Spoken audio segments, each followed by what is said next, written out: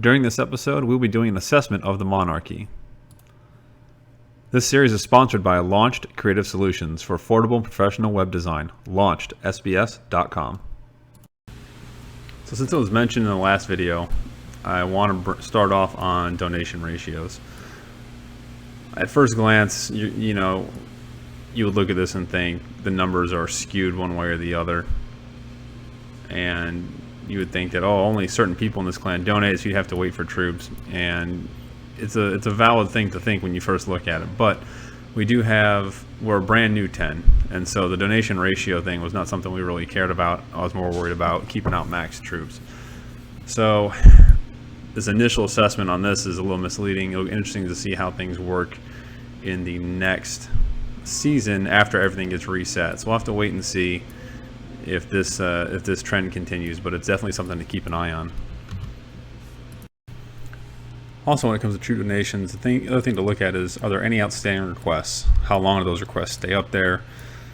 And what is the general consensus of people when they're asking for troops?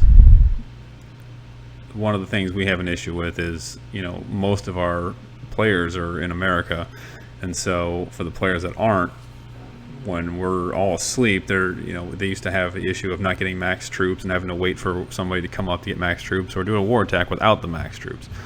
But now that we're level 10, hopefully that's a trend that will not continue, and we continue to recruit to try to make sure that's not something that continually goes on. But the fact that we don't have any current outstanding ones, or that the average time doesn't exceed hopefully an hour at most, is a good thing. Plus the fact that the troops get cooked so much faster now is definitely a big thing. So with any clan, that's something to keep an eye on, and we'll see as things go on. But that's not one of those areas that I know that I'm worried about. But again, this is my clan, so I know that's one of those things that's not that big of a deal. Okay, so since we've stated that this is a war clan, the next thing we need to look at is the war log. You can look at a clan and say, yeah, great, they have a 13 war win streak and they have 200 wars won. So right now everything looks great, but what does it look like? And obviously, as you can see, as a war clan, we do what we need to do. So this is not an area of concern. We have times where, yeah, okay, we're not winning 8 or 5 or 15 in a row every single time, but majority of the time you see groups of 5 and then a loss, and then another group of 5 or 6 and then a loss. And so we do a really good job of, once we do have a loss or we have losses close together, taking a look at what was causing that problem and does anything need to be done. So in the last war, let's take a look and see what happened. Everybody attacked. That's great. How did everybody do in those attacks? We've got some 3 stars up top, lots of 3 stars all over the place. And if you look, by the time some of these guys were actually able to get on, the later part of the day personnel, they had to do just clean up attacks. Everything was handled. So we try to get those attacks in quick, and that's a good thing. So let's take a look at the previous war, to that one. Now again, if you look, okay, so 24-30, we had 6 attacks that were just sitting there not being used. So what happened with them? Let's find out.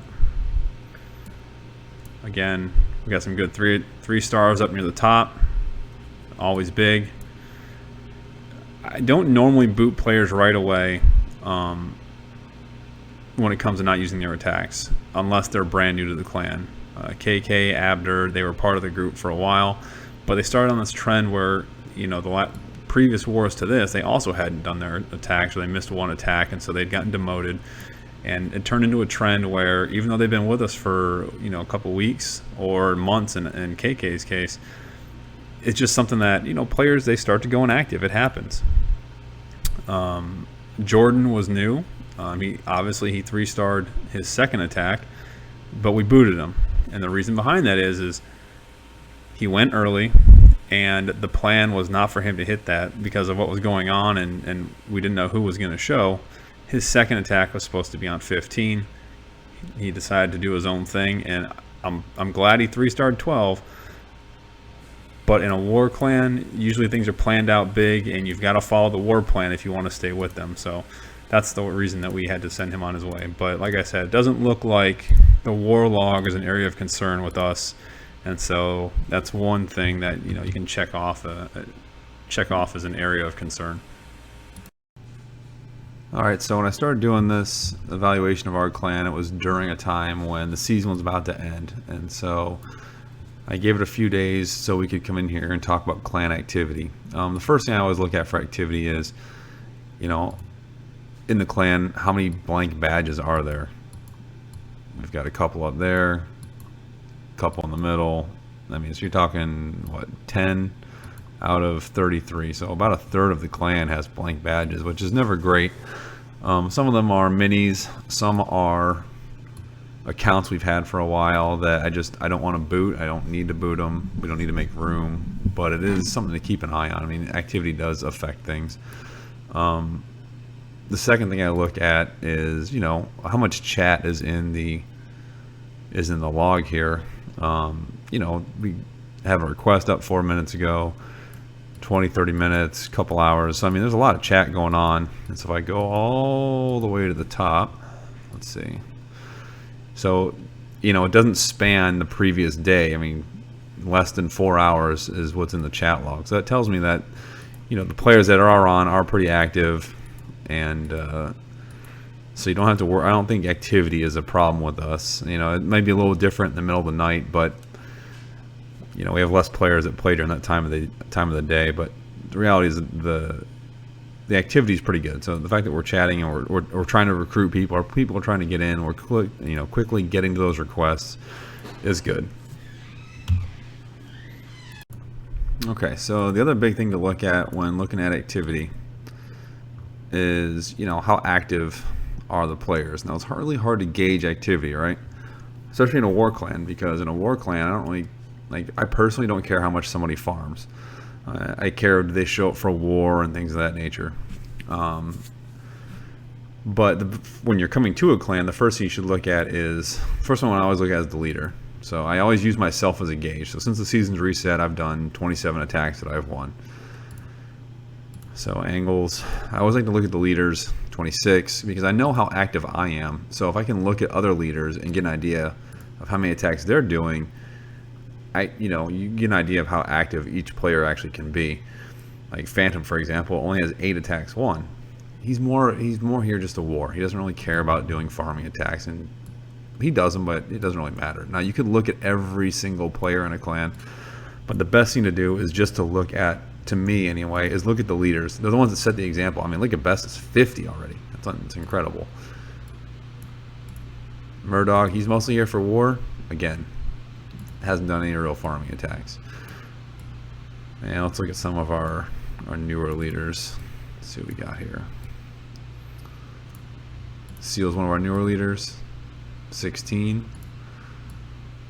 And just promoted last night, actually, was Odin, because he's been very, very great. Geez, 45. Yeah, so there's guys that are way more active than I am, and I consider myself to be pretty active. So it's good to see.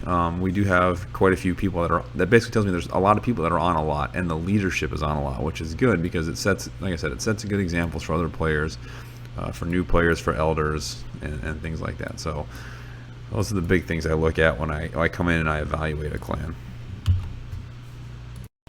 All right, and because we're a war clan, I do want to look at war planning. You know, by looking at our log, you can see that we do small wars, 10s, 15s. This is not really by design, it just kind of works out that way. We have a lot of players. I don't mind taking in farming players that are only here to farm. And so we don't have a ton of big wars. I mean, the entire board is mostly 10s and 15s. If we get more players that are worth keeping, then I will go in there and we will keep, you know, we'll do bigger wars. And so the coordination of those attacks and those wars become different. So if you look at most of our inbox, yeah, there's a ton of me in there, because it's mostly just war planning. And the way that we do war plans, small war, so typically it's hit the mirrors, or if something, you know, depending on how it looks, I like to have one, maybe even 2 players where their entire job is just to do cleanup attacks. So they are not even assigned an attack off the top. They're usually a pretty good attacker, and most people, if you know you have good attackers in certain positions, you know they can take out 2 bases, and then that cleanup person's whole job can be just to clear bases below them. So it really depends on how things play out. but you really can do a lot if you don't assign everybody a base. If everybody's not assigned right off the top. Again, we do small wars, and so bigger wars become a lot different. And you know, I have to evaluate that as I'm in a different clan to see how that goes. But everyone's going to do it differently, and so you just have to do it based on the clan makeup and just, you know, the general feel of the clan. I mean, if you go into a clan where most of the people don't show up, then of course you're going to be doing your planning differently. So you just kind of have to wait and see. And one of the things I like to do is, obviously we're doing well. I mean, our war log is pretty stacked, so I don't want to sit on this for too long. I mean, obviously we know what we're doing when it comes to war and the way that it works with our group. And like I said, that will be different for every clan.